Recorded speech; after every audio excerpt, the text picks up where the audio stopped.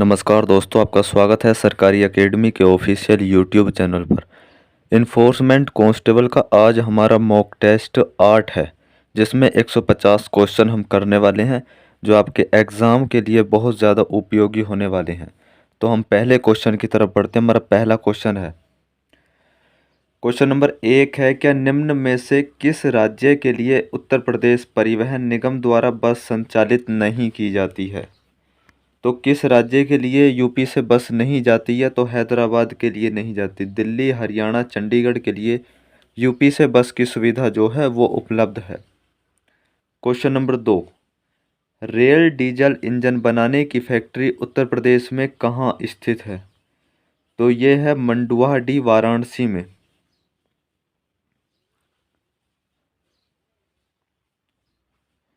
Question number 3, 2021-22 की स्थिति के अनुसार उत्तर प्रदेश परिवहन निगम में बसों की संख्या कितनी थी? तो 11,485 बसों की संख्या थी। क्वेश्चन नंबर 4, लोहिया ग्रामीण बस सेवा कब शुरू की गई है? ये अच्छा क्वेश्चन है। क्या लोहिया ग्रामीण बस सेवा कब शुरू की गई है? तो सन 2015 में शुरू की गई है। क्वेश्चन नंबर 5, राष्ट्रीय राजमार्ग 19 उत्तर प्रदेश के किस शहर से होकर नहीं गुजरता है? जो राष्ट्रीय राजमार्ग 19 है, ये यूपी के किस शहर से नहीं गुजरता? तो लखनऊ से नहीं गुजरता ये। दोस्तों, अगर इन क्वेश्चनों को करने में आपको थोड़ी दिक्कत हो रही हो, जैसे कुछ स्टूडेंट नए जुड़े हो ना, तो भाई एक मैराथन क्लास मैंने अपलोड की है अपने इस यूट्यूब चैनल पर, जो लगभग 11 घंटे की है, यानी 10 घंटे 55 मिनट के आसपास की वो क्लास है। और उसमें लगभग 1000 से ज़्यादा क्वेश्चन हैं और एक्सप्लेनेशन के साथ वो क्वेश्चन है। अगर आप एक दिन का समय निकाल कर उस क्लास को ले लेते हो हो सकता है आपके लिए बहुत ज़्यादा बेनिफिट हो।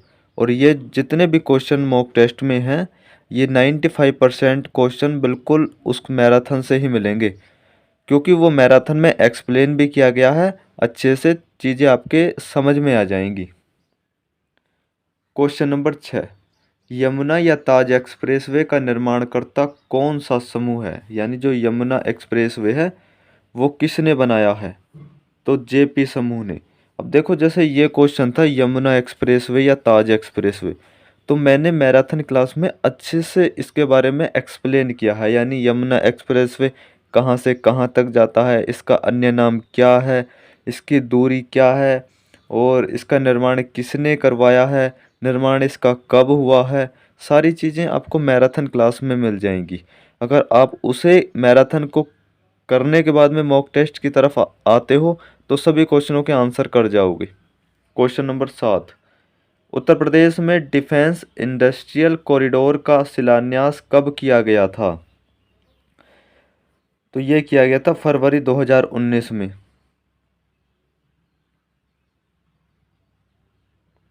क्वेश्चन नंबर 8, नेशनल हाईवे 44 की उत्तर प्रदेश में लंबाई कितनी है?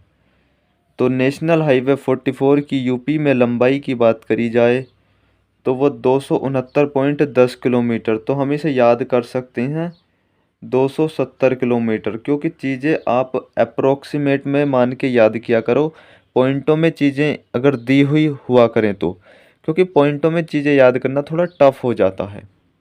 अभी नेशनल हाईवे 44 की लंबाई 270 किलोमीटर याद रखो तो सही रहेगा। क्वेश्चन नंबर 9 की तरफ बढ़ते हैं।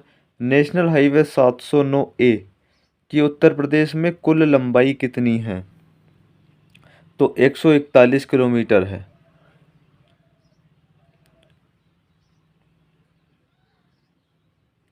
क्वेश्चन नंबर 10, नए संशोधन के अनुसार राजमार्ग 24 को कितने हिस्सों में बांटा गया है? यानी आप सभी को पता होगा नेशनल हाईवे के सभी के नए नाम रखे गए हैं, तो हमें नए नाम और पुराने नाम जो है कुछ इम्पोर्टेंट हाईवे के वो हमें याद होने चाहिए। मैंने सभी आपको करा रखे हैं जो भी इम्पोर्टेंट थे। तो इन्होंने कहा है, क्या जो नए संशोधन के अनुसार राजमार्ग 24 है उसको कितने हिस्सों में बांट दिया? तो उसे 3 हिस्सों में बांट दिया। क्वेश्चन नंबर 11, राष्ट्रीय राजमार्ग 128 का पुराना नाम क्या था? तो इसका पुराने नाम की बात करें तो नेशनल हाईवे 232 इसका पुराना नाम है।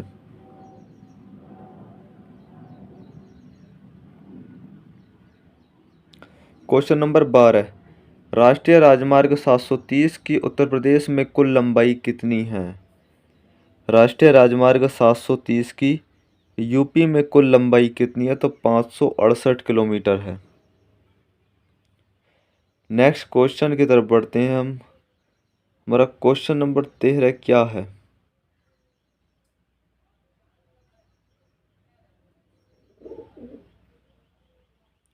क्वेश्चन नंबर 13 है, राष्ट्रीय राजमार्ग 35 की लंबाई उत्तर प्रदेश में कितनी है?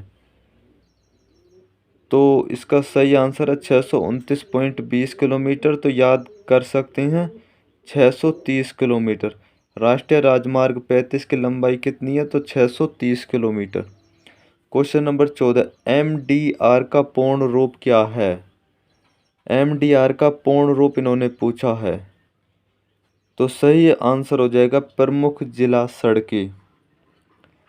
क्या हो जाएगा एमडीआर का पूर्ण रूप? प्रमुख जिला सड़कें।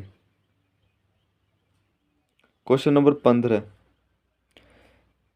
उत्तर प्रदेश राज्य सेतु निगम की स्थापना कब की गई थी? ये क्वेश्चन अच्छा है। उत्तर प्रदेश राज्य सेतु निगम की स्थापना कब की गई थी? तो 1973 में।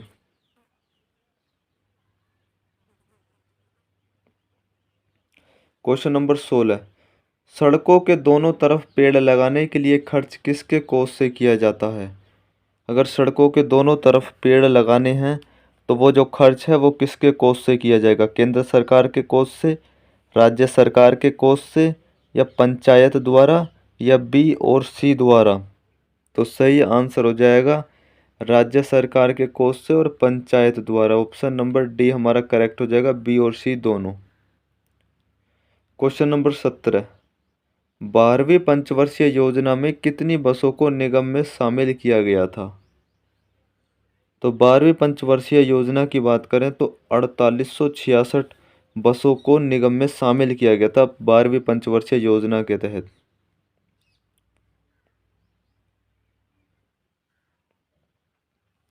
क्वेश्चन नंबर 18, निम्न में से सही सुमेलित हैं।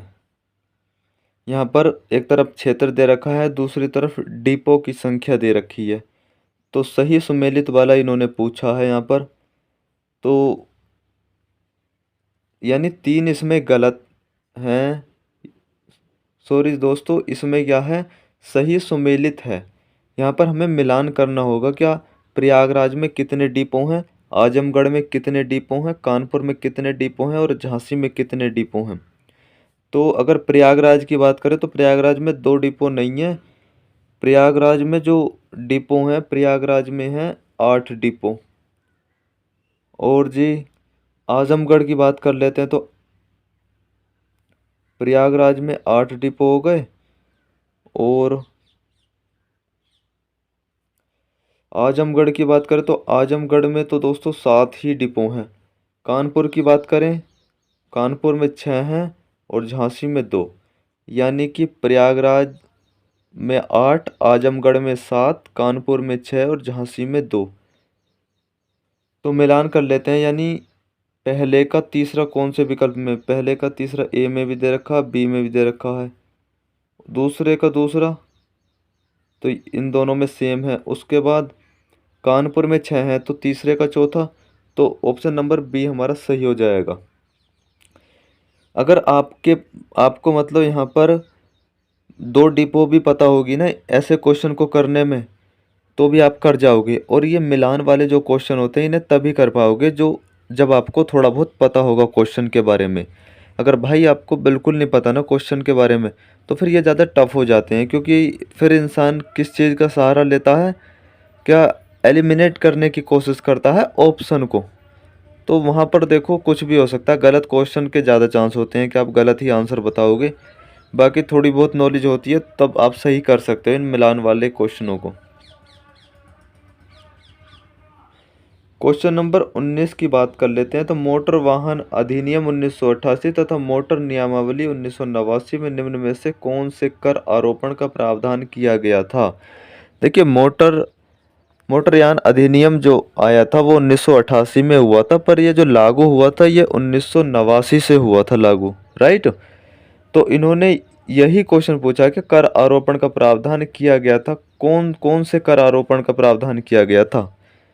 तो इसका जो सही आंसर हो जाएगा माल कर, यात्री कर और अतिरिक्त कर, यानी ऑप्शन नंबर डी, सभी कर का आरोपण प्रावधान किया गया था। क्वेश्चन नंबर 20, कोई परिवहन यान कब तक वैध रूप से पंजीकृत नहीं माना जाएगा। यानी कोई परिवहन कब तक वैध रूप से पंजीकृत नहीं माना जाएगा, तो जब तक स्वास्थ्य प्रमाण पत्र जारी न हो। ऑप्शन नंबर ए हमारा सही हो जाएगा। क्वेश्चन नंबर 21, भारतीय वाहन बाजार में 100% तक इलेक्ट्रिक वाहन का लक्ष्य रखा गया है। तो 2030 तक, यानी 2030 तक सरकार की कोशिश है जो भी टू व्हीलर या थ्री व्हीलर हैं उन्हें 100% इलेक्ट्रिक व्हीकल में बदल दिया जाए। देखो टारगेट पूरा हो पाता है या नहीं हो पाता वो तो एक समय पे डिपेंड करता है, पर सरकार ने जो लक्ष्य रखा है वो 2030 तक का लक्ष्य रखा है कि 100% इलेक्ट्रिक वाहन हो जाएंगे वाहन बाजार में, भारतीय वाहन बाजार में। क्वेश्चन नंबर 22 की तरफ बढ़ते हैं। उत्तर प्रदेश इलेक्ट्रिक वाहन विनिर्माण एवं गतिशीलता नीति 2022 के अंतर्गत इलेक्ट्रिक वाहनों के क्रेताओं द्वारा बिना बैटरी के वाहन क्रय करने पर अनुमान्य क्रय सब्सिडी का कितना प्रतिशत प्रदान किया जाएगा। तो ये क्वेश्चन बड़ा बड़ा क्वेश्चन है ये। तो ये क्वेश्चन हमने करा रखा है आपको। इसका जो सही आंसर हो जाएगा वो हो जाएगा 50%। क्वेश्चन नंबर 23, NEMMP ये एक इलेक्ट्रिक व्हीकल से संबंधित एक योजना है। इसके तहत वर्ष 2020 तक हाइब्रिड और इलेक्ट्रिक वाहनों की बिक्री का लक्ष्य कितना था। यानी 2020 तक कितना रखा था इन्होंने कि इतने इलेक्ट्रिक व्हीकल हो जाएंगे बाजार में। तो 6 से 7 मिलियन।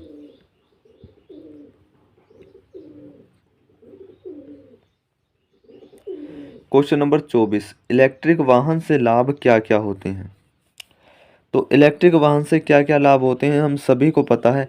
ग्लोबल वार्मिंग को कम करता है, नाइट्रोजन ऑक्साइड को भी कम करता है, हानिकारक प्रदूषकों को कम करता है। ऑप्शन नंबर डी हमारा उपयुक्त सभी। क्वेश्चन नंबर 25, सीएनजी का मुख्य घटक क्या है। सीएनजी से चलने वाले वाहन आपने देखे होंगे। अगर आपसे पूछ लेना क्वेश्चन जैसे पेट्रोल डीजल सीएनजी देकर पूछ ले कि भाई इनमें से जो प्राथमिकता है वो किस वाहन को दी जाती है, तो प्राथमिकता सीएनजी को दी जाती है, क्योंकि सीएनजी जो है प्रदूषण कम करता है पेट्रोल और डीजल से चलने वाले वाहनों की तुलना में। प्रदूषण करता है ये सीएनजी वाहन पर उनकी तुलना में कम करता है। अब यहाँ पर क्वेश्चन पूछा है सीएनजी का मुख्य घटक क्या है। तो सीएनजी का जो मुख्य घटक है वो CH4 है। CH4 क्या होता है, मेथेन। CH4 दोस्तों मेथेन का फॉर्मूला होता है, आपने केमिस्ट्री में पढ़ा होगा। क्वेश्चन नंबर 26 है, सही सुमेलित करना है, यानी हमें मिलान करना है। यहाँ पर भी पार्टिकुलेट मॉलिक्यूल्स दे रखा है एक तरफ और दूसरी तरफ उसका प्रभाव दे रखा है। तो ये तो बहुत आसान तरीके से आप समझ जाओगे इस क्वेश्चन को, तो क्योंकि पार्टिकुलेट मैटर भी बोल देते हैं इसको, PM, और शॉर्ट फॉर्म में PM कह देते हैं। और ऊपर जैसे पार्टिकुलेट मॉलिक्यूल्स दे रखा है तो यहाँ पर पार्टिकुलेट मैटर आपने पढ़ा होगा ये। तो अगर 0 से 50 है तो वो क्या है, 201 से 300, 51 से 100 और 301 से 400। तो जितना ज़्यादा ये बढ़ता चला जाएगा उतना ही ये गंभीरता की तरफ होता चला जाएगा। हमें सबसे पहले ये चीज़ याद रखनी है दोस्तों। तो अगर बात की जाए PM 0 से 50 के लिए, तो देखिए अगर 0 से 50 पार्टिकुलेट मॉलिक्यूल्स है तो वो अच्छा है। अगर 201 से 300 है तो फिर वो बीमार है, 51 से 100 है तो उदारवादी है, और 301 से 400 है तो गंभीर है, यानी ये जो सारे मिलान हैं ये हमारे सही हैं सामने। तो अब हमें ऑप्शन देख लेना है, पहले का ए, दूसरे का दूसरा, तीसरे का तीसरा, चौथे का चौथा, तो ऑप्शन नंबर ए हमारा सही आंसर हो जाएगा।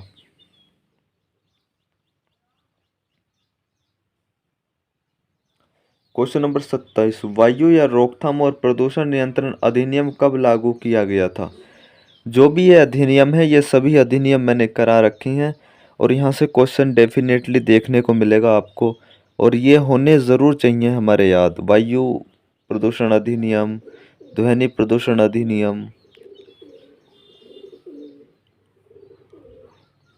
तो ये कब लागू किया गया था? वायु रोकथाम और प्रदूषण नियंत्रण अधिनियम, तो ये किया गया था वर्ष 1980 में। जैसे मैंने जल वाला बताया था आपको, क्या जल वाला कब किया गया था? जल रोकथाम और प्रदूषण नियंत्रण 1974 में।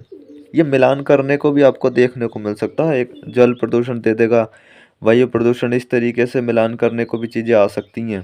क्वेश्चन नंबर 28, वायु प्रदूषण से हमारे स्वास्थ्य पर क्या प्रभाव पड़ता है? देखिए, जब वायु प्रदूषण होगा तो इससे हमारे स्वास्थ्य पर क्या प्रभाव पड़ेगा? दमा, सर्दी, खांसी तो सही है। अंधापन यानी आंखों में जलन होगी, चीज़ों को देखने की जो क्षमता है वो कम होगी। शरीर का कमज़ोर होना, क्योंकि प्रदूषण है, शरीर पर हमारे पे इफ़ेक्ट गिरेगा, जब हमें बीमारी होगी तो शरीर भी कमज़ोर होगा। तो ऑप्शन नंबर डी हो जाएगा उपयुक्त सभी, option number D correct answer है।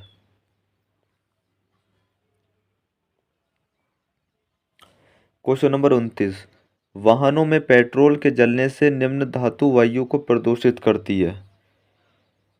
तो लेड जो है ये वायु को प्रदूषित करती है। इंग्लिश में लेड, हिंदी में से सीसा कह देते हैं। यानी पेट्रोल जब जलता है तो लेड जो धातु होती है वो वायु को प्रदूषित करती है। ये क्वेश्चन मैंने 3-4 बार आपको करा दिया है, अगर आप लगातार हमसे जुड़े हुए हो तो।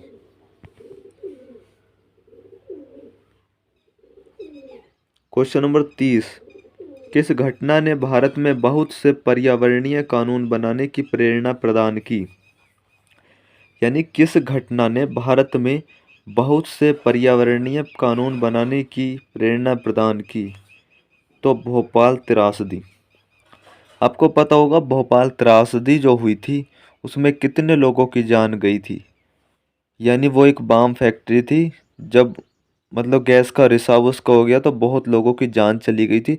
उसके बाद उस फैक्ट्री को वहाँ से हटाया गया था। अभी वो उत्तर प्रदेश के गजरोला शहर में फैक्ट्री है, जो उस समय भोपाल में वो फैक्ट्री स्थित थी।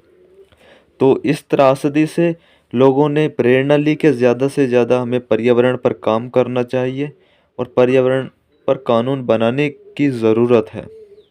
भोपाल त्रासदी जो हुई थी ना, ये 1984 में हुई थी, याद रखना आपको। क्वेश्चन नंबर 31 है, मनुष्य के कान कितने हर्ट्ज तक सुनने की क्षमता रखते हैं? यानी जो मनुष्य के कान हैं वो कितने हर्ट्ज तक सुनने की क्षमता रखते हैं? ये बहुत अच्छा क्वेश्चन है दोस्तों, क्योंकि हमारी एक लिमिट होती है कि हम उससे ज़्यादा नहीं सुन सकते और उससे कम नहीं सुन सकते। तो सही आंसर हो जाएगा 20 हर्ट्ज से 20,000 हर्ट्ज तक। वेरी वेरी इंपॉर्टेंट क्वेश्चन है। अगर 20 हर्ट्ज से कम ध्वनि उत्पन्न हो रही है तो हम उसे सुनने में सक्षम नहीं होंगे, और अगर 20,000 हर्ट्ज से ज़्यादा ध्वनि उत्पन्न हो रही है तो उसे भी हम नहीं सुन पाएंगे। Question number 32, great green wall project क्या है? तो देखिए, ग्रेट ग्रीन वॉल प्रोजेक्ट की हम बात करते हैं तो ये देशों के बीच व्यापार है, विशेष ग्रीन कॉरिडोर है, या 11 देशों की साइना सीमा। तो ये पता नहीं क्या लिख दिया यहाँ पर, मतलब ये 11 देशों से संबंधित है। पहली चीज़ तो ये है। ग्रेट ग्रीन वॉल प्रोजेक्ट की बात करें तो अगर इसके टोटल देशों की बात की जाए तो 20 से ज़्यादा इसमें देश शामिल हैं, पर 11 ऐसे देश हैं जिनकी जो है मुख्य भूमिका है। यानी इसके बारे में मैं आपको बता देता हूँ, ये 11 देश आपको अफ्रीका के देखने को मिलेंगे। आप अगर सर्च करोगे इसके बारे में तो यही चीज़ देखने को मिलेगी, क्योंकि मैंने इसे गूगल पे सर्च करके देखा तब मैं आपको पढ़ा रहा हूँ। तो यानी अगर देखा जाए तो ये मरुस्थलीकरण वगैरह को रोकने के लिए ग्रेट ग्रीन वॉल प्रोजेक्ट को लाया गया था, जो मरुस्थलीकरण होता है तो उसे रोकने के लिए। तो वैसे तो 20 से ज़्यादा अफ्रीकी देश शामिल हैं, पर अगर मुख्य तौर पे बात की जाए जिनका सबसे ज़्यादा योगदान है या मुख्य देश की बात की जाए तो वो 11 देश हैं, यानी 11 देशों की एक पहल है great green wall project. Question number 33, सतत विकास अवधारणा किसकी देन है? तो 33 का सही आंसर हो जाएगा ब्रेटलैंड आयोग, यानी सतत विकास अवधारणा जो है वो ब्रेटलैंड आयोग की देन है। नेक्स्ट क्वेश्चन की तरफ बढ़ते हैं। क्वेश्चन नंबर 34 वा क्वेश्चन क्या है?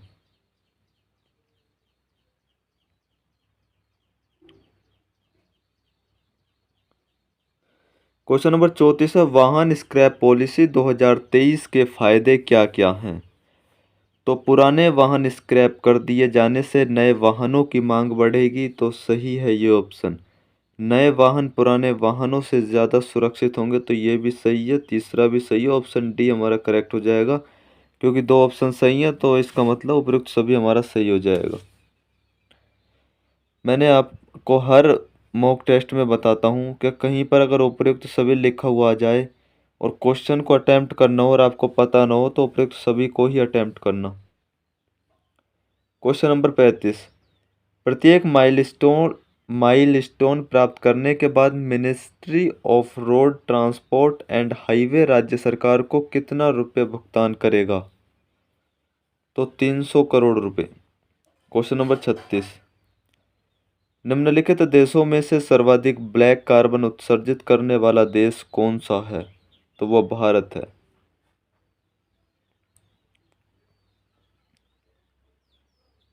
क्वेश्चन नंबर 37, निम्नलिखित में से किस देश ने अपने नागरिकों को नवंबर 2015 में नारंगी प्रदूषण की चेतावनी जारी की थी? तो सही आंसर हो जाएगा चीन। क्वेश्चन नंबर 38, हरित डीजल किस यूरो मानक का डीजल है? जो हरित डीजल है वो किस यूरो मानक का डीजल है? तो वो यूरो 4 का डीजल है। क्वेश्चन नंबर 39, नाबालिग द्वारा गाड़ी चलाने पर मोटर वाहन अधिनियम 1982 में कितने रुपए के जुर्माने का प्रावधान था? अगर नाबालिग द्वारा वाहन चलाया जाएगा, दोस्तों ये 1982 नहीं 1988 होगा। यहाँ पर अधिनियम 1988 के तहत कितने रुपए के जुर्माने का प्रावधान था अगर नाबालिग गाड़ी चलाता है? तो उस समय 0 रुपये का प्रावधान था, पर अभी जो है पेनल्टी पड़नी शुरू हो गई है। कमेंट करके बताना क्या पेनल्टी कितनी पड़ रही है। आपको मैं ऑप्शन देता हूँ, 500 रुपये, 1000 रुपये, 2000 रुपये या 5000 रुपये। आपको इन ऑप्शन में से आपको बताना है। क्वेश्चन नंबर 40, खतरनाक ड्राइविंग करने पर जुर्माना कितना है? अगर आप खतरनाक ड्राइविंग करते हो तो जुर्माने की बात की जाए तो 5000 रुपये जुर्माना।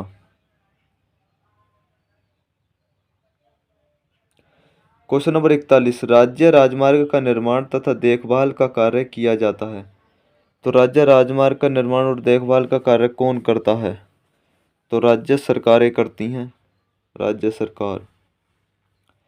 क्वेश्चन नंबर 42, सीमांत सड़कों का निर्माण कौन करता है? तो सीमांत सड़कों का जो निर्माण करता है वो BRO करता है। BRO को हिंदी में कहते हैं सीमा सड़क संगठन। सीमांत सड़कें वो सड़कें होती हैं जो अपने बॉर्डर पर सड़कें बनाई जाती हैं, समझे। नेक्स्ट क्वेश्चन की तरफ बढ़ते हैं। क्वेश्चन नंबर 43 है, निम्नलिखित में से किस प्रकार के वाहनों के लिए बाधा मुक्त मार्ग उपलब्ध कराया जाना चाहिए? तो एक्सप्रेस बसें, पुलिस के वाहन, ई रिक्शा, फायर सर्विस वाहन और एम्बुलेंस। तो ऑप्शन डी हमारा करेक्ट हो जाएगा, यानी फायर सर्विस वाहन और एम्बुलेंस को बाधा मुक्त मार्ग उपलब्ध कराया जाना चाहिए। क्वेश्चन नंबर 44 की तरफ बढ़ते हैं। सार्वजनिक स्थानों पर गाड़ी चलाते समय ड्राइवर को कौन से दस्तावेज रखने चाहिए? तो रजिस्ट्रेशन सर्टिफिकेट भी होना चाहिए, इंश्योरेंस सर्टिफिकेट भी होना चाहिए, टैक्स टोकन तथा डीएल भी होना चाहिए। ऑप्शन नंबर डी उपयुक्त सभी।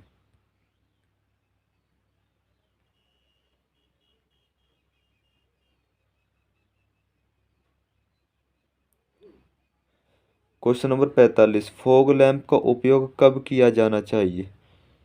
फॉग लैंप का जो उपयोग है वो कब किया जाना चाहिए? जब धुंध तथा कोहरा हो तब हमें फॉग लैंप का यूज करना चाहिए। क्वेश्चन नंबर 46, भारत में कुल कितने प्रकार के नंबर प्लेट जारी किए जाती हैं? तो भारत में कुल 8 प्रकार के नंबर प्लेट जारी किए जाते हैं। इन आठों के बारे में मैंने बता रखा है आपको। हो सके तो आप कमेंट करके लिख दो इन आठों के नाम।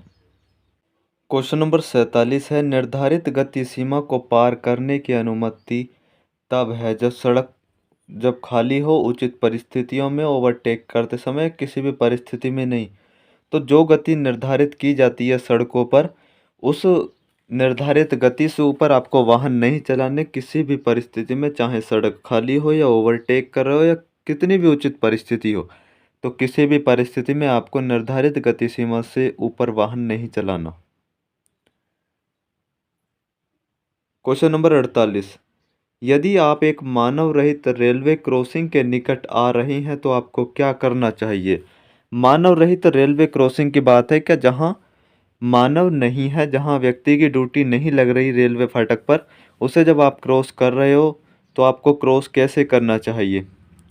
तो गाड़ी रोककर बाहर निकलें और रेलगाड़ी के आने की जांच करें। यानी अपनी गाड़ी रोकें और बाहर निकलकर ये देखें क्या रेलगाड़ी तो नहीं आ रही, तभी निकलें। क्योंकि अगर उस पर किसी व्यक्ति की ड्यूटी रहेगी रेलवे फाटक पर, तो गाड़ी के आने से 2-3 मिनट पहले फाटक लगा दिए जाते हैं। और अगर कोई व्यक्ति की ड्यूटी नहीं रहेगी तो फाटक कहाँ से लगेंगे? वहाँ पर कोई फाटक ही नहीं होंगे। तो आपको खुद उस चीज़ की जांच परख करनी है गाड़ी से निकलकर। क्वेश्चन नंबर 49 की तरफ बढ़ते हैं। 49वां क्वेश्चन है अपना, क्या नया 4 पहिया वाहन खरीदते समय सामान्यतः कितने वर्षों के लिए रोड टैक्स अदा किया जाता है? तो इसका सही आंसर हो जाएगा ऑप्शन नंबर सी, 15 वर्ष। क्वेश्चन नंबर 50, नीले रंग की पृष्ठभूमि पर बाईं ओर इशारा करते हुए एक सफ़ेद तीर का मतलब क्या है? यानी इस तरीके से आपको क्वेश्चन मिल जाएंगे, या तो आपको बोर्ड बना हुआ मिल जाएगा, उससे पूछ लेगा कि इसका मतलब क्या है, या फिर आपसे वैसे पूछ लेगा जैसे ये पूछा है क्या, नीले रंग की एक पृष्ठभूमि उस पर बाईं ओर इशारा करते हुए एक सफ़ेद तीर का मतलब क्या है? तो अनिवार्य बायां मोड़। यानी इस तरीके से इन्होंने कहा है, अनिवार्य बायां मोड़ इस चीज़ को दर्शा रहा है ये।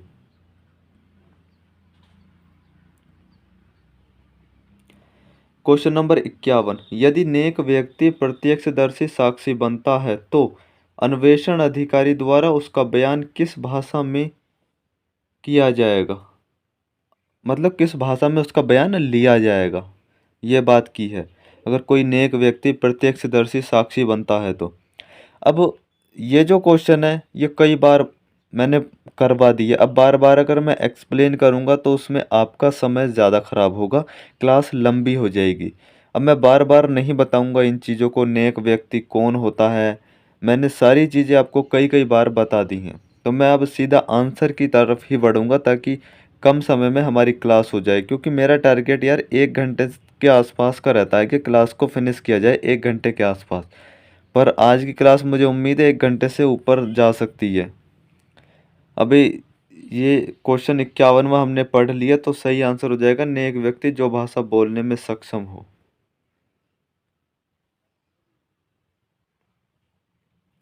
क्वेश्चन नंबर 52, गाड़ी को मोड़ने के लिए निम्न में से कौन सा क्रम सही है? तो क्रम दर्पण में देखें, उसके बाद संकेत दें और उसके बाद वाहन मोड़ लें। क्वेश्चन नंबर 53, वाणिज्यिक ड्राइविंग लाइसेंस प्राप्त करने के लिए न्यूनतम आयु कितनी होनी चाहिए? तो 20 साल की होनी चाहिए। जो हैवी लाइसेंस अगर आप बनवाना चाहते हो तो 20 वर्ष की एज होनी चाहिए आपकी। क्वेश्चन नंबर 54, सड़क सुरक्षा कोष की स्थापना करते हुए निर्देश सर्वोच्च न्यायालय द्वारा कब दिया गया? यानी सड़क सुरक्षा कोष की स्थापना करने हेतु निर्देश सर्वोच्च न्यायालय द्वारा कब दिए गए? तो ये दिए गए भाई वर्ष 2017 में। नेक्स्ट क्वेश्चन, अपने 55वें क्वेश्चन की तरफ बढ़ते हैं।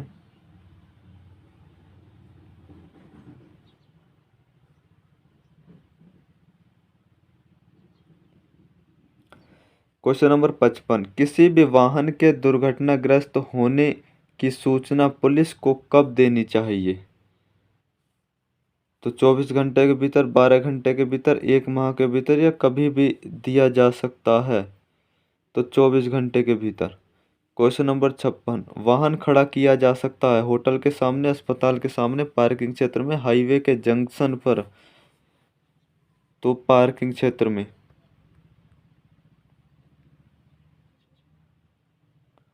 क्वेश्चन नंबर 57, निम्न में से कौन सावधानी का संकेत है? गोल संकेत, त्रिभुजाकार संकेत, आयताकार संकेत?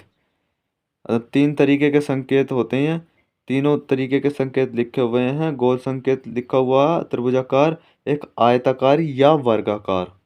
तो सावधानी का संकेत जो है वो कौन सा, मतलब किस तरीके के संकेत होते हैं जो हमें सावधानी के लिए बताते हैं? तो वो त्रिभुजाकार संकेत होते हैं। क्वेश्चन नंबर 58, यदि वाहन 80 किलोमीटर प्रति घंटा की अधिक रफ्तार से चलता है तो वाहन के अधिक ईंधन खर्च होने में महत्वपूर्ण योगदान किसका होता है? वायुगति के घर्षण का, टायर के घर्षण का, दूसरे वाहन के गुजरने पर लगने वाला हवा का, या उपयुक्त में से कोई नहीं? तो वायुगति की घर्षण का।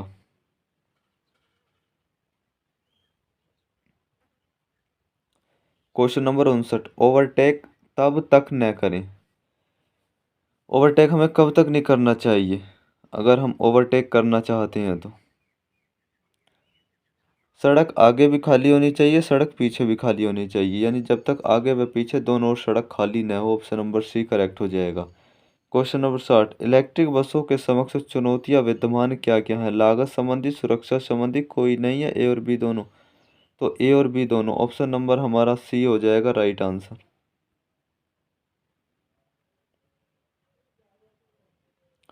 क्वेश्चन नंबर 61, परिवहन में सूचना प्रौद्योगिकी का प्रयोग किया जाता है। तो सूचना प्रौद्योगिकी का प्रयोग कब किया जाता है? तो परिवहन संसाधनों को ट्रैक करने में और वास्तविक समय में स्थितियों की निगरानी करने में। ऑप्शन नंबर सी ही करेक्ट हो जाएगा।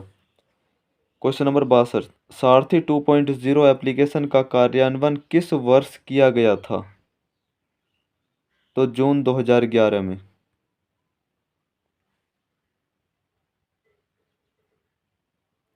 Question number 63, BH series number के वाहनों से वाहन मालिकों के लिए किस प्रकार से लाभदायक है?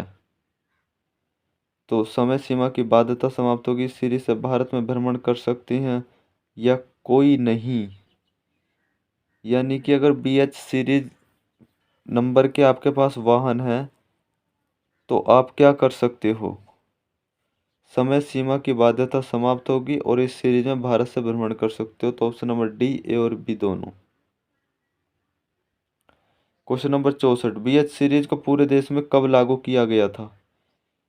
तो BH सीरीज को जो पूरे देश में लागू किया गया था वो 15 सितंबर 2021 को लागू किया गया था।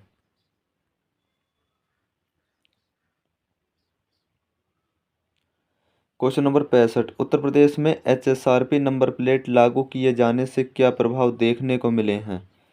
यानी हाई सिक्योरिटी रजिस्ट्रेशन प्लेट इसकी फुल फॉर्म है HSRP की। और जनहित वाहन अपराधों पर रोक लगाई गई है। HSRP के माध्यम से डाटा का आधुनिकीकरण हुआ है।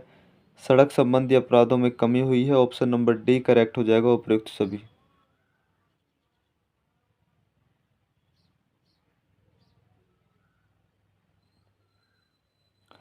क्वेश्चन नंबर 66, किस राज्य या केंद्र शासित प्रदेश ने मिलकर HSRP के लिए एक पोर्टल की शुरुआत की? तो उत्तर प्रदेश और दिल्ली ने। ऑप्शन नंबर डी करेक्ट हो जाएगा, ए और सी। क्वेश्चन नंबर 67, BS6 मानक ईंधन में सल्फर की मात्रा BS4 की तुलना में कितने गुना कम हो जाती है? तो 5 गुना कम हो जाती है। अभी वर्तमान समय में BS6 मानक ईंधन के जो है इंजन मार्केट में है। क्वेश्चन नंबर 68, वाहनों के प्रदूषण जांच नहीं कराने पर कितने रुपए के जुर्माने का प्रावधान है? तो 10,000 का। क्वेश्चन नंबर 69, वाहन चलाते समय प्रदूषण से संबंधित कौन सा वैध प्रमाण पत्र होना चाहिए? वाहन चलाते समय प्रदूषण से संबंधित तो पीयूसी सर्टिफिकेट होना चाहिए, पॉल्यूशन अंडर कंट्रोल सर्टिफिकेट की ज़रूरत होगी।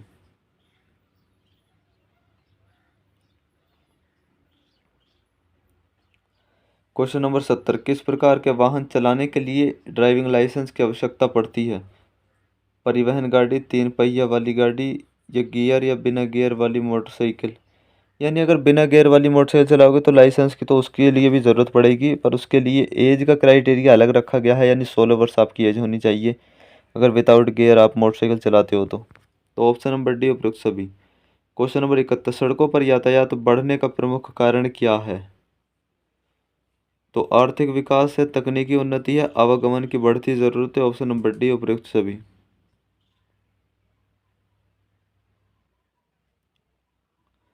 क्वेश्चन नंबर 72, मोटर वाहन अधिनियम 1988 की किस धारा के तहत परिभाषाएं दी गई हैं? तो धारा 2 के तहत। क्वेश्चन नंबर 73, सड़क दुर्घटना में हड्डी टूटने के मामले में क्या करना चाहिए? अगर सड़क दुर्घटना में हड्डी टूट जाती है तो फिर क्या करना चाहिए? चोटग्रस्त अंग पर लकड़ी बांधनी चाहिए, बिल्कुल सही है।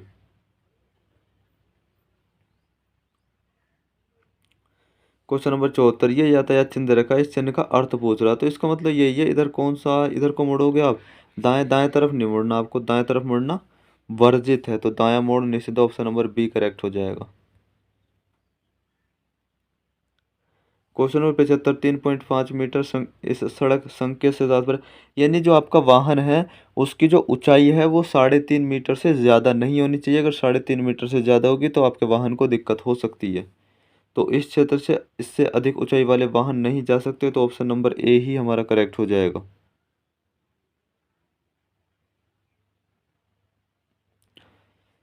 अभी 75 क्वेश्चन हो चुके हैं, क्वेश्चन नंबर 76 की तरफ बढ़ते हैं।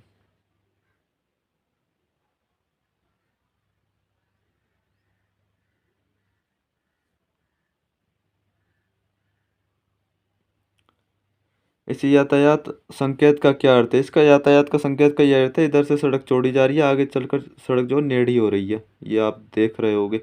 तो आगे पुल बना, ये तो नहीं था सर, आगे रास्ता चौड़ा, ये भी गलत है, आगे संकरा रास्ता, यानी हाँ रास्ता सकरा है आगे।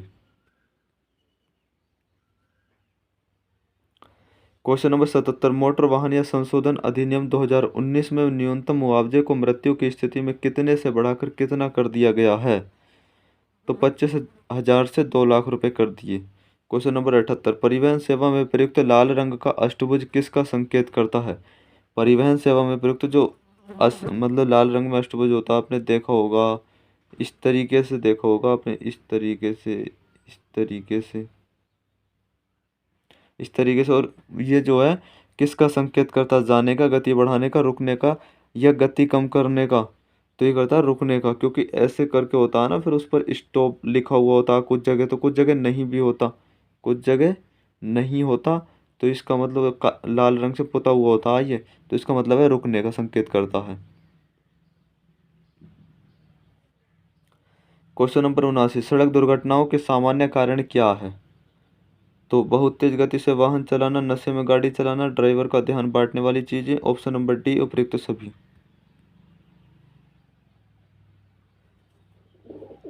क्वेश्चन नंबर 80, तो इस तरीके से यह चित्र जो है ये किस चीज को प्रदर्शित करता है?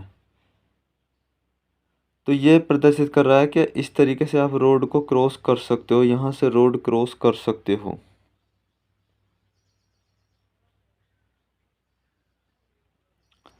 अभी क्वेश्चन उत्तर प्रदेश के कर लेते हैं हम, 20 क्वेश्चन उत्तर प्रदेश के हैं। क्वेश्चन नंबर 81, निम्नलिखित में से कौन सी भाषा उत्तर प्रदेश की दूसरी राज्य भाषा है?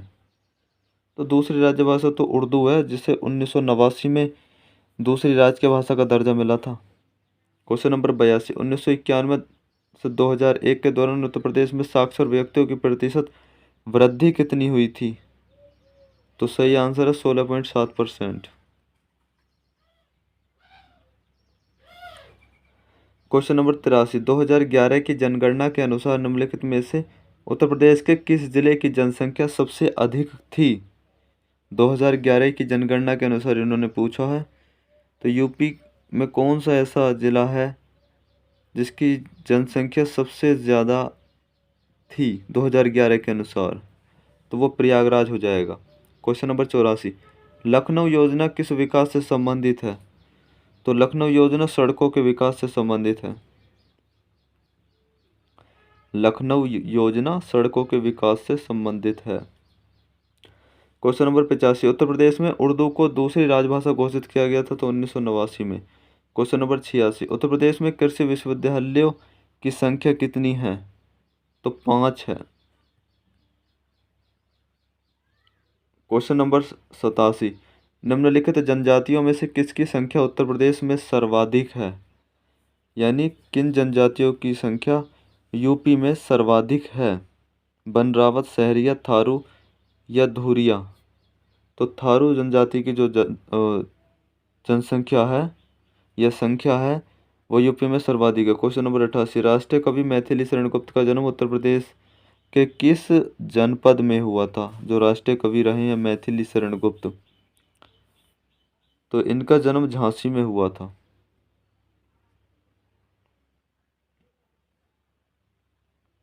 क्वेश्चन नंबर 89 कर लेते हैं। उत्तर प्रदेश शासन ने संगीत रत्न पुरस्कार जिसकी स्मृति में प्रारंभ किया वे हैं? तो उस्ताद बिस्मिल्लाह खां।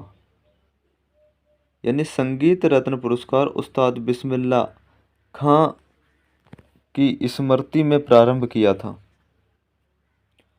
क्वेश्चन नंबर 90, अवध राज्य जिसे अवध भी कहा जाता है पर 1722 से 1856 तक मुस्लिम शासकों का शासक था। अवध पर शासन करते समय शासकों ने निम्नलिखित में से कौन सी उपाधि धारण की थी? सुल्तान की, नवाब की, बादशाह की या साहिब की? यानी कुल मिला के ये पूछा गया कि अवध के जो राजा होते थे तो वो किस की उपाधि उन्होंने धारण की थी? तो नवाब की धारण की थी। आपने सुना भी होगा अवध के नवाब ऐसे बोलते थे।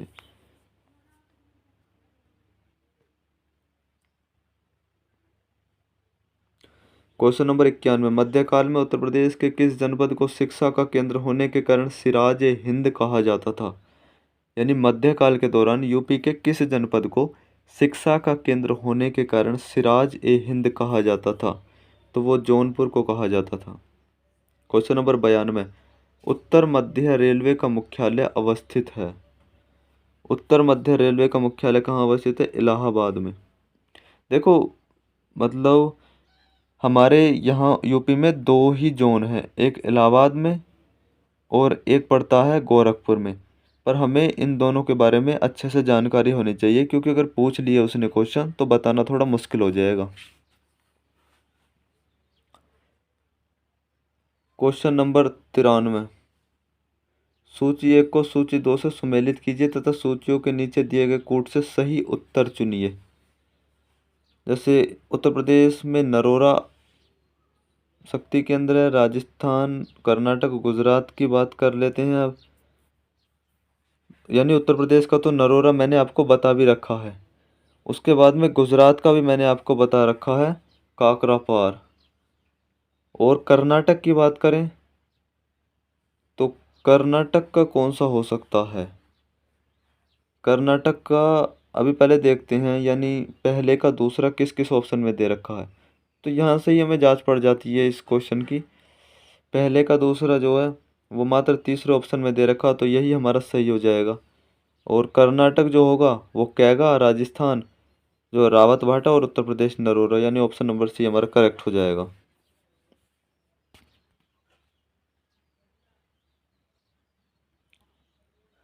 Question number 94, Mahavir jute mills limited Uttar Pradesh की एकमात्र कार्यरत जूट मिल है, वो कहाँ पर स्थित है? यानी किस जनपद में स्थित है? तो इसका सही आंसर हो जाएगा गोरखपुर में। गोरखपुर के सहजनवा मतलब एक क्षेत्र में स्थित है। अगर आपसे जनपद पूछ लेता है तो गोरखपुर राइट आंसर हो जाएगा। क्वेश्चन नंबर 95, उत्तर प्रदेश में निर्यातोन्मुख सॉफ्टवेयर पार्क कहाँ स्थापित किए गए हैं? उत्तर प्रदेश में निर्यातोन्मुख सॉफ्टवेयर पार्क कहाँ स्थापित किए गए हैं? तो नोएडा और लखनऊ में स्थापित किए गए हैं।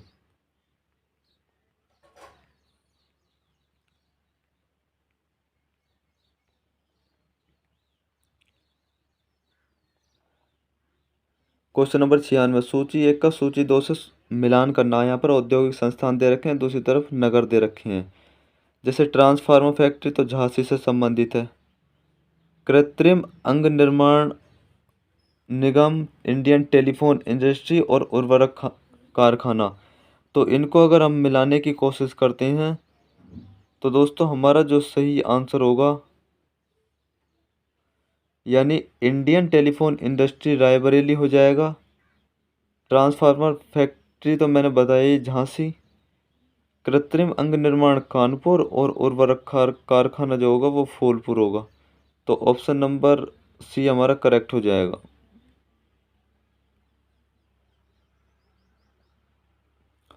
क्वेश्चन नंबर 97, उत्तर प्रदेश राज्य में परीक्षा बांध किस नदी पर बनाया गया है?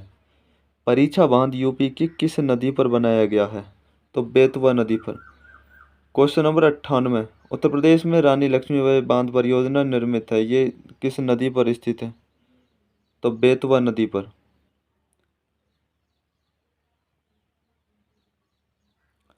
क्वेश्चन नंबर 99, आम की लंगड़ा किस्म उत्तर प्रदेश के निम्न में से किस जिले से उद्भूत मानी जाती है? आम की लंगड़ा किस्म उत्तर प्रदेश के किस जिले से उद्भूत मानी जाती है, यानी किस जिले से मानी जाती है? लंगड़ा किस्म जो है, ये जो आम है लखनऊ में बहुत ज़्यादा मात्रा में उगता है। और आम का जब हम निर्यात करते हैं ना दूसरे राज्यों में, तो उसे किस नाम से हम प्रमोट करते हैं, किस नाम से बेचते हैं, आपको कमेंट करके बताना है। मैंने कल ही बताया था, आम का भी बताया था और आलू का बताया था। क्या आलू को जब हम प्रदेश के बाहर बेचते हैं तो किस नाम से बेचते हैं? तो आलू तो ताज ब्रांड नव। और जी आम का आपको बताना है। मैंने यूपी जीके की एक क्लास भी ली थी कल, क्लास आई थी अपनी, लगभग 30-32 मिनट की क्लास थी, उसमें यही चीज़ें कराई थी मैंने, कृषि से संबंधित, पशुपालन से संबंधित चीज़ें। वो क्लास ना ली हो तो उस क्लास को अच्छे से लेना, वहाँ से एक क्वेश्चन 100% मिलेगा आपको। क्वेश्चन नंबर 99 ही अभी इसका राइट आंसर देख लेते हैं, तो राइट आंसर वाराणसी हो जाएगा। क्वेश्चन नंबर 100 यानी 100वां क्वेश्चन है, उस जनपद को चिन्हित कीजिए जिसमें जानवरों के लिए पॉलीक्लिनिक नहीं है। तो सही हो जाएगा झांसी।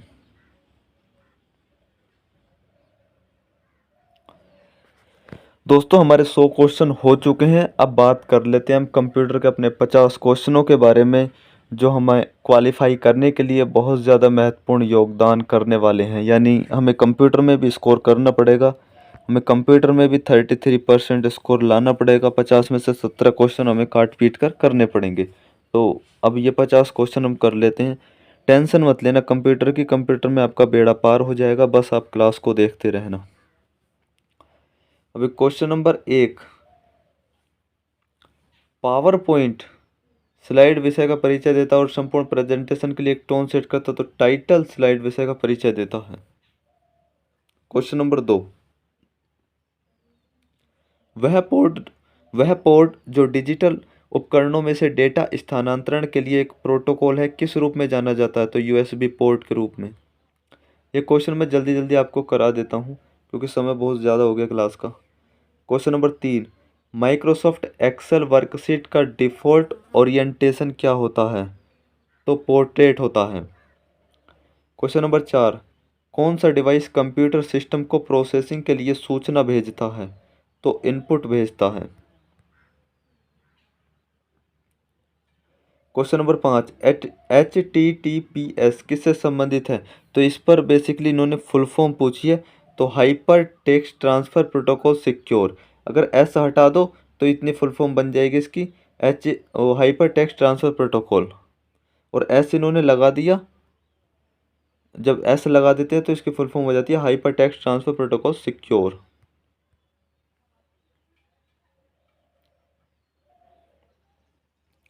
क्वेश्चन नंबर 6, कितनी भी संख्या में वर्णों का मिलान करने के लिए वाइल्ड कार्ड वर्ण कौन सा होता है?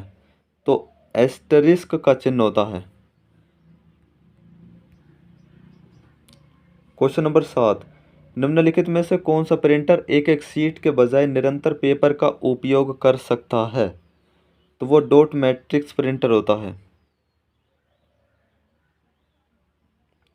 क्वेश्चन नंबर 8, कीबोर्ड पर स्थित किन कुंजियों से नंबर जल्दी टाइप किए जा सकते हैं? तो न्यूमेरिक पैड जो होते हैं उनसे ही किए जा सकते हैं, तो कोई दिक्कत ही नहीं है, इसे तो समझ ही जाओगे। क्वेश्चन नंबर 9, कंप्यूटर आवरण के पीछे निम्नलिखित में से क्या होता है?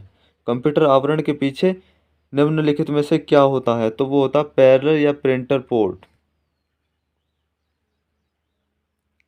क्वेश्चन नंबर 10, इंटरनेट द्वारा निम्नलिखित में से कौन सी स्विचिंग तकनीक उपयोग की जाती है? तो पैकेट स्विचिंग उपयोग की जाती है। क्वेश्चन नंबर 11, अगस्त 1995 में औपचारिक रूप से भारत के लिए पहली सार्वजनिक रूप से उपलब्ध इंटरनेट सेवा शुरू किसने की थी? तो वो वी एस नल ने की थी, यानी बी एस एन एल ने नहीं की थी, वी एस एन एल ने की थी 1995 में।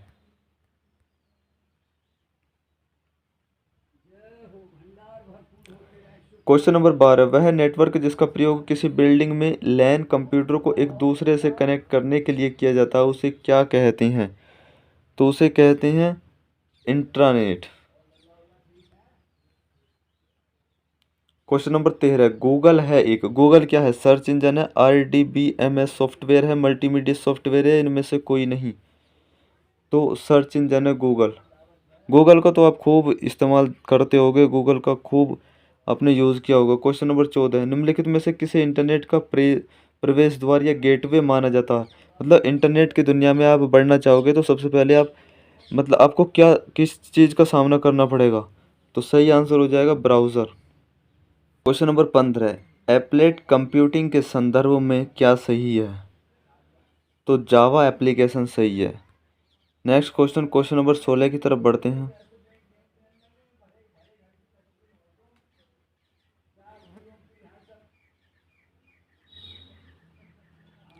क्वेश्चन नंबर 16, जब एक ईमेल किसी यूज़र द्वारा दूसरे यूज़र को भेजा जाता है तो प्रेषक को आमतौर पर भेजा गया ईमेल किस फोल्डर में मिलेगा? तो ये ईमेल से संबंधित क्वेश्चन है और इस क्वेश्चन को मतलब आप खूब यूज़ करते होगे। तो जब हम किसी को भेजते हैं तो किस में मतलब वो जो मेल हमने भेजा वो सेंट में ही तो मिलेगा। क्वेश्चन नंबर 17, ईमेल भेजने के लिए क्या आवश्यक होता है? ईमेल आईडी ज़्यादा आवश्यक होती है, पेन ड्राइव, दस्तावेज, फ्लॉपी डिस्क नहीं होती। ईमेल आईडी का पता होना चाहिए। नेक्स्ट क्वेश्चन, क्वेश्चन नंबर 18 की तरफ बढ़ते हैं। वह कौन सा ऑपरेटिंग सिस्टम है जो डिवाइस में स्वतःपूर्ण और रोम में रहता है? तो इसका सही आंसर हो जाएगा embedded operating system. Question number 19, Linux किस किस्म का सॉफ्टवेयर है? जो लिनक्स है वो किस किस्म का सॉफ्टवेयर होता है? तो वो ओपन सोर्स सॉफ्टवेयर होता है। नेक्स्ट क्वेश्चन की तरफ बढ़ते हैं। क्वेश्चन नंबर 20, यूनिक्स एक संचालन प्रणाली ऑपरेटिंग सिस्टम है किस तरीके का है? तो विविध प्रयोगकर्ता एवं बहुकार्य संचालन प्रणाली या ऑपरेटिंग सिस्टम है। क्वेश्चन नंबर 21, भारतीय रेलवे द्वारा रेलवे आरक्षण कार्य किसे सौंपा गया है? भारतीय रेलवे द्वारा रेलवे आरक्षण कार्य किसे सौंपा गया है? आपने कभी टिकट वगैरह बुक किया होगा तो पता होगा, IRCTC बहुत बार आपने देखा होगा, टिकट पर भी लिखा हुआ होता है ये नाम। तो क्वेश्चन नंबर 22 की तरफ बढ़ते हैं। क्वेश्चन नंबर 22, ईमेल के माध्यम से भेजी जाने वाली संवेदनशील जानकारी को सुरक्षित रखने का एक अच्छा तरीका क्या है? तो मैसेज को एनक्रिप्ट रखें। एनक्रिप्ट मैसेज जो होते हैं ना, वो जो मैंने आपको मैसेज भेजा एनक्रिप्ट तरीके से, तो वो कोई तीसरा व्यक्ति नहीं पढ़ सकता। आपने जब व्हाट्सअप खोलते हो, व्हाट्सअप पे सबसे पहले किसी को मैसेज भेजते हो तो ऊपर लिखा हुआ जाता है एनक्रिप्शन करके होता है। उसका मतलब ये है क्या जो आप जिसे भेज रहे हो उसे पता चलेगा या फिर आपको पता रहेगा, तीसरे व्यक्ति को किसी को पता नहीं रहेगा। क्वेश्चन नंबर 23, पैसा पे की सुविधा है, जो पैसा पे है ये कैसी सुविधा है? तो ये ebay.co.in है। ये क्वेश्चन आपने हो सकता है कभी पढ़ा ना हो पर आज पढ़ लिया होगा। क्वेश्चन नंबर 24, दुनिया भर के सभी बाजारों में प्रतिस्पर्धा करने के लिए डिजाइन की गई रणनीति को क्या रणनीति कहा जाता है? तो उसे दायरा रणनीति कहा जाता है। क्वेश्चन नंबर 25, लोग इंटरनेट पर किन उत्पादों को खरीदने में सबसे अधिक सहज महसूस करते हैं? तो पीसी को, पुस्तकों को, सीडी को, यानी ऊपर के सभी जो भी मतलब इंटरनेट के उत्पाद इन सभी को खरीदने में सहज महसूस करते हैं। नेक्स्ट क्वेश्चन की बात करते हैं। क्वेश्चन नंबर 26, देखिए बाजार में लाभ कमाने के लिए डिजाइन की गई नियोजित गतिविधियों का समूह क्या है? तो ये है व्यापार मॉडल। व्यापार मॉडल बाजार में लाभ कमाने के लिए डिजाइन की गई नियोजित गतिविधियों का समूह है।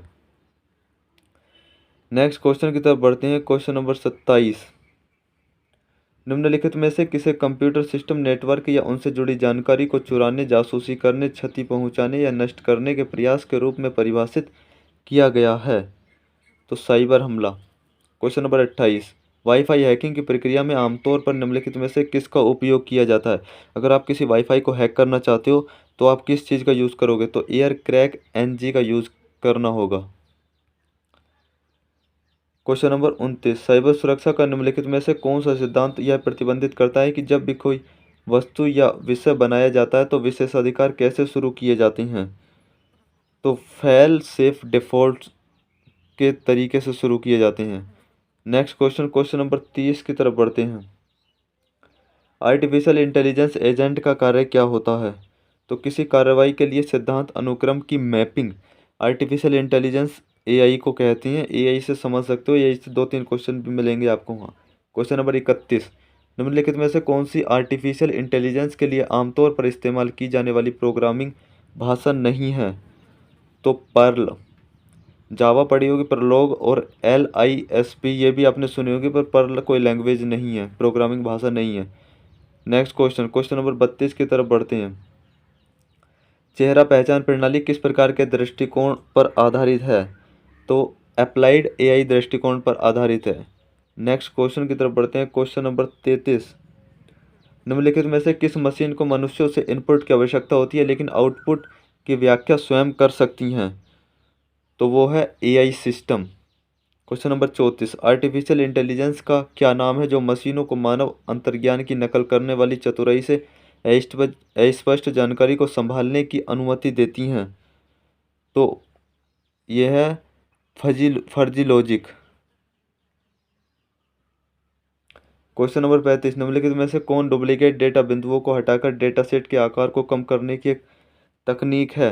तो डी डुप्लीकेशन।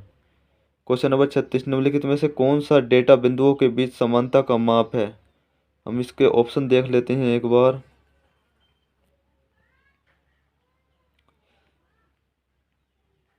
हमारा राइट आंसर हो जाएगा, इसका जो हमने क्वेश्चन पढ़ा उसका राइट आंसर हो जाएगा दूरी।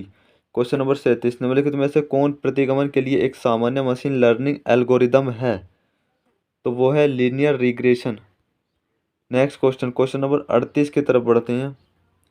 निम्नलिखित में से कौन सा एक मशीन लर्निंग एल्गोरिदम है जिसका उपयोग आमतौर पर वर्गीकरण के लिए किया जाता है? तो डिसीजन ट्रीज। 50% क्वेश्चन तो थोड़े से आपको लग सकता है टफ, पर 50% क्वेश्चन आपको इजी मिलेंगे जिन्हें आप आसानी से कर जाओगे। क्वेश्चन नंबर 39, मशीन लर्निंग क्या है? तो मशीन लर्निंग वही है एआई से संबंधित। यार मुझे लगता है कि कहीं 4-5 क्वेश्चन ना मिल जाएं एआई से, तो एआई का जो टॉपिक है उससे आप अच्छे से कवर कर लेना। आप बोलो कमेंट करके, अगर आप कह सकते हो तो मैं एआई पे एक वीडियो बना दूंगा, 10 से 15 मिनट की वीडियो बना दूंगा एआई से रिलेटेड जितने भी क्वेश्चन होंगे अच्छे से एक्सप्लेन करके। क्वेश्चन नंबर 39 की बात कर लेते हैं। मशीन लर्निंग के बारे में इन्होंने पूछा है कि मशीन लर्निंग क्या है? तो कंप्यूटर प्रोग्राम के उपयोग के माध्यम से ज्ञान का स्वायत्त अधिग्रहण है। Question number 40, open IoT architecture में एलिमेंट्स की संख्या कितनी है? तो वो है 7 एलिमेंट्स होते हैं। क्वेश्चन नंबर 41, माइक्रोसॉफ्ट एक्सेल की कौन सी विशेषता का उपयोग परिभाषित अनुक्रम में दर्ज किए गए डेटा को स्वचालित करने के लिए किया जाता है? तो ऑटोफिल। ऑटोफिल का मतलब आपने कई बार देखा होगा, जब हम ओटीपी वगैरह आती है तो ऑटोफिल जब हम क्लिक कर देते हैं तो ओटीपी आपको फिल नहीं करनी होती, वो ऑटोमेटिक ही ओटीपी जो है फिल हो जाती है। क्वेश्चन नंबर 42, किस बटन का उपयोग कर आप माइक्रोसॉफ्ट वर्ड स्टार्ट कर सकते हैं? तो ये तो क्वेश्चन बहुत ही नॉर्मल क्वेश्चन है यार, अगर इन्हें भी नहीं कर पाओगे तो कैसे कर पाओगे आप? यानी किस बटन का उपयोग करके आप माइक्रोसॉफ्ट वर्ड स्टार्ट कर सकते हो? तो प्रोग्राम पर जाओगे तभी तो आप स्टार्ट कर सकते हो। नेक्स्ट क्वेश्चन की तरफ बढ़ते हैं। क्वेश्चन नंबर 43, MS वर्ड में क्लिप आर्ट सम्मिलित करने के लिए निम्नलिखित में से किस विधि का उपयोग किया जाता है? तो चित्र कमांड सम्मिलित करें। नेक्स्ट क्वेश्चन, क्वेश्चन नंबर 44 की बात कर लेते हैं। निम्नलिखित में से कौन सा MS वर्ड सॉफ्टवेयर का सर्वोत्तम तरीके से वर्णन करता है? तो वो यह एक वर्ड प्रोसेसर है। ये सीधी बात है, MS वर्ड क्या है? एक वर्ड प्रोसेसर है। ऑपरेटिंग सिस्टम थोड़ी है ये सिस्टम सॉफ्टवेयर थोड़ी है ना, ये फर्मवेयर है। ये एक वर्ड प्रोसेसर है जो MS वर्ड सॉफ्टवेयर है। तो MS वर्ड पे जब हम काम करते हैं तो वर्ड प्रोसेसर ही तो है, इसका अन्य नाम वर्ड प्रोसेसर है। क्वेश्चन नंबर 45, 8 बिट शब्द लंबाई वाले एक माइक्रो प्रोसेसर को बिन बिट डाटा के एक साथ प्रोसेस कर सकता है। तो 8 बिट डाटा को एक साथ प्रोसेस कर सकता है, 8 बिट शब्द लंबाई वाले, ये तो 8 और 8 यहाँ पे हो जाएगा।